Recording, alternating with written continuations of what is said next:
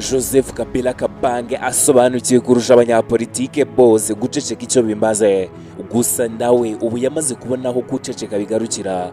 Nyuma yo kuva ku butegetsi mu kwezi kwa mbere muri 2019, Perezida Kabila Joseph yahisemo kuba mu bwiyoroshye bukomeye cyane. Iyi ngamba yamufashije gukomeza gutera impungenge ubutegetsi buriho, ariko ku guceceka nako ntabwo kwabuze ingaruka, kuko kwahaye abo bakorana cyangwa se abayobozi b'ishyaka riye inshingano iremereye cyane yo gusobanura uku kutavuga kwe. Ni mu gihe Perezida Félix Tshisekedi amushinja gufatanya na M23. Ibi byose bijyanye n'iyobera ryitwa Kabila byose byaravuzwe muri imyaka 6 ishize, ariko buri gihe bikavugwa mu magambo yabo bamwegereye. Nubwo ibi byabaye nyuma y'amatora yaciwemo ibice kandi yagereweho imyaka 2 yose, kuva aho atandukaniye n'uyu perezida uriho muri 2021, kandi uko umutekano wagiye urushaho kuba mubi cyane muri kino gihugu, abasesenguzi batandukanye ba politike batangiye kumushushanya nk'umugabo wacitse intege ariko wifuza kwihorera. Ibi bavuga yuko afite umuhate wo kugaruka mu ruhando rwa politike byanashoboka akongera kuyobora Kongo. Joseph Kabila yagarutse mu itangazamakuru binyuze mu nyandiko ndende yasoze ku itariki ya 23 z'ukwa kabiri mu kinyamakuru Sun Times cyo muri Afrika y'Epfo. Muri iyi nyandiko yamaganye imiyoborere mibi y'uwamusimbuye, ntiyanatinye kumwita umunyagitugu, ndetse amushinja no kuba nyirabayazana w'ibibazo biri muri kino gihugu cya Kongo. Iyi mvugo ikomeye icyaha yavugishije benshi cyane, ikurikirwa mu kwezi kwa gatatu n'ikiganiro kiranye n'abanyamakuru ba televiziyo yo muri Namibia, ndetse n'ikiganiro kiranye n'itangazamakuru cyabereye muri South Africa. Iyi myitwarire yo kwigaragaza mu itangazamakuru yaratunguranye cyane ku muntu utarigeze yifuza gutanga ikiganiro na kimwe kuva yava ku butegetsi. Muri make, igihe cyo guceceka kirarangiye kuko umwe mu bamusuye bitangaje. Guhera mu mpera za 2024, abo hafi ya Perezida Kabila batangiye kugaragaza ibimenyetso byo kwigaragaza kwe nk'ushaka kugaruka ku butegetsi. Joseph Kabila Kabange yarabanje yiyegereza Moise Katumbi hamwe na Claude Mumbaya. Aba bose ni abayobozi bakomeye cyane b'uruhande rutavuga rumwe n'ubutegetsi buri Kongo, bahuye nawe mu kwa 12 k'umwaka ushize muri Addis Abeba muri Ethiopia. Nyuma yaho bamwe mu bamwegereye batangaje yuko ari urugendo afite mpuzamahanga i Burayi muri Leta Zunze Ubumwe za Amerika, nubwo nta bikorwa bifatika byari byatangaje agiye gukorayo. Intego yari ukugaragaza yuko hari igihe cyose byaba ngombwa yuko yongera kuyobora igihugu, arikoze. Joseph Kabila yabagamije iki? Guko abamwegereye babitangaza ntabwo bashaka kuvuga yuko agarutse muri politike, kuko atigeze yerekana gato, ahubwo bavuga yuko cyangwa se bavugira mu itangazamakuru bavuga yuko ari igice cyishyirwa mu bikorwa by'umugambi we mugari ufite intego ebyiri: kurinda ibyo afata nk'umurage wa politike no kugira uruhare mu biganiro by'ubwumvikane bishobora kurangiza ikibazo cya M23. Yaretse ubutegetsi buriho ngo bwigaragaze kugira ngo abaturage ubwabo bazicira urubanza, niko umwe mu bahoze ari ba minisitiri muri guverinoma ye yabivuze.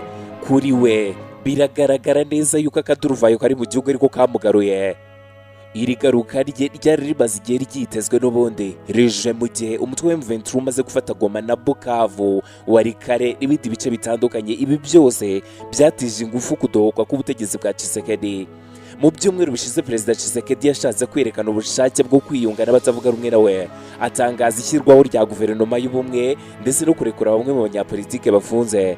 Gusa hafi ya bose batavuga rumwe nawe barabimwangiye rwose, kubera yuko babona yuko ibibazo biri muri Kongo uyu munsi ari amahirwe kuri bo yo kongera kugira ijambo muri politike nyuma yo gutakaza igice kinini cy'ubutegetsi mu matora aheruka. Kabila yaba yarabonye inyungu mu bibazo bya politike Tshisekedi ari muyobotse ku buryo byamufasha kugaruka. Mu gihe abantu bari bamaze imyaka 5 bategereje impinduka mu ishyaka rye Parti des Peuples, uyu wahoze ari Perezida Kabila yakoranyije abayobozi bakuru b'ishyaka rye i Nairobi hagati mu kwezi kwa kabiri. Yahaye wahoze ayobora inteko nshinga amategeko amuhereza umwanya wa vice perezida w'ishyaka, amusaba kuyobora ishyaka afatanyije na mugenzi we. Iyi mpinduka igaragaza ubushake bwa Kabila bwo kongera kubaka itsinda ry'abanyapolitike bashobora guhuriza hamwe batavuga rumwe na leta. Ariko se iyi nzira izabufasha gutegura no kwihutisha igaruka rye muri Repubulika Iharanira Demokarasi ya Kongo? nubwo abari hafi ye bavuga yuko nta kimubuza gutaha, Joseph Kabila ntabwo yigeze asubira muri Repubulika Iharanira Demokarasi ya Kongo kuva mu kwa mbere 2024. Umuvandimwe witwa Zoe amara igihe kinini cyane muri Afurika y'Epfo, mu gihe mushiki we w'umanga Janet nawe yavuye muri Kinshasa. Abenshi mu bamwegereye bahisemo inzira y'ubuhungiro, icyakora hari bakeya bagumye hafi ye barimo Kibaya Ben Kalumba.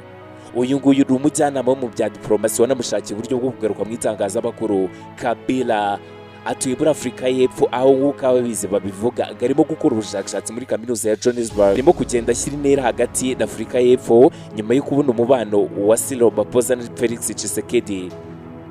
Mu byumweru bishize uyu yagendereye ibihugu byose byo mu karere, yabanje kujya muri Namibia, Zimbabwe. Hagati mu kwa gatatu yanagiye Kampala ku butumire bwa Perezida Yoweri Kaguta Museveni, nk'uko abamwegereye babivuga yagiye Kampala mbere yo gukomereza i Nairobi no gusubira i Johannesburg. Uyu muryango wa politiki wa Kabila uteye impungenge nyinshi cyane ubutegetsi bwa Félix Tshisekedi, bikanga yuko Kabila yaba arimo gutegura kudeta. Félix Tshisekedi amaze iminsi ashinjwa yasimbuye kugira uruhare rukomeye cyane mu gukorana na M23 na Colonel Nanga. Ku itariki ya 18 z'ukwezi kwa gatatu yahakanye ibyo ashinjwa byo gushyigikira M23 cyangwa se kuba yaba ari umuterankunga wayo. Icyo gihe yagize ati, iyo nza kuba mfite muri na M23 ibintu byari kuba bitandukanye nuko bimeze uyu munsi. Yemeje kandi ibyago byo guhirikwa k'ubutegetsi, avuga yuko biri hose mu gihugu. Mu kugerageza kurwanya Kabila, abanyapolitike batandukanye bo mu butegetsi bwa Kongo bamaze igihe bavuga yuko Joseph Kabila ngo atari umunyekongo, ngo ahubwo ari umunyarwanda.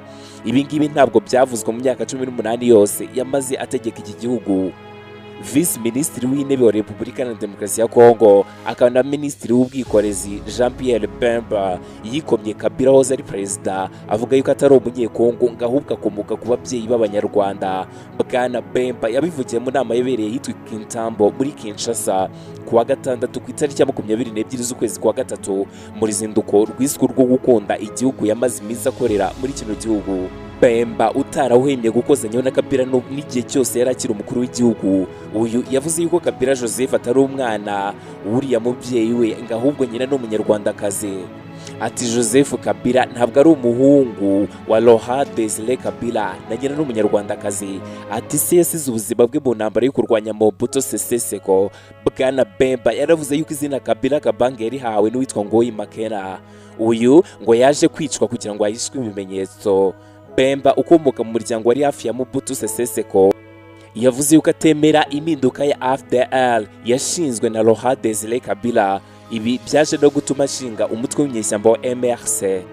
Perezida Joseph Kabila yavuzweho byinshi, arabyumva ariko arabyihorera. N'umwe mu banyapolitike bazi guceceka kurusha abandi bose muri kino gihugu. Kubera guceceka cyane kwe, inshuro nke avuga bituma amakuru atanze aba ari menshi cyane, kandi mu myaka yose 18 ishize uyu nguyu yavuze gake cyane. Ibi bintu abanyekongo bose bavuga arabihorera. Byageze aho ngaho ibyo bavugaga byose bitakaza agaciro, maze ibyo ashatse kuvuga byose akabiha ba minisitiri be, akaba aribo babivuga, ndetse n'umuvugizi wa guverinoma ye.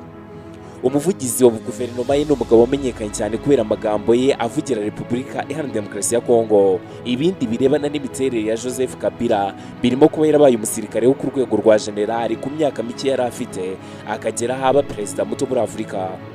Uko ateye uko nguko n'ibyo yagezeho byose, Joseph Kabila bisa naho bikomoka ku mugabo wamaze igihe kirekire cyane ari umurwanyi w'umunyapolitiki utavuga rumwe n'ubutegetsi bwa Kongo. Ibi byatumye imyaka yose ya Kabila ayimara muri Tanzania, kubera yuko ni naho se yabaye imyaka myinshi nyuma yo gutsindwa mu ntambara yo muri za 60. Ese Joseph Kabila yaba agiye kuyobora iki gihugu cya Repubulika Iharanira Demokarasi ya Kongo? Wakoze kunkurikira, n'ayandi makuru aza kugenda asohoka turayakugerezaho ku gihe. Njye nitwa Edi Kelode, ndagushimira ko bw'umwanya wose wafashe ukankurikira muri iyi nkuru icukumbuye.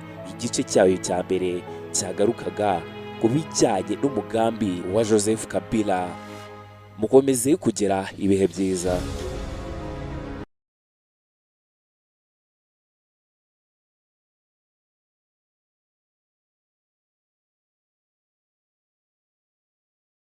Audio Jungle.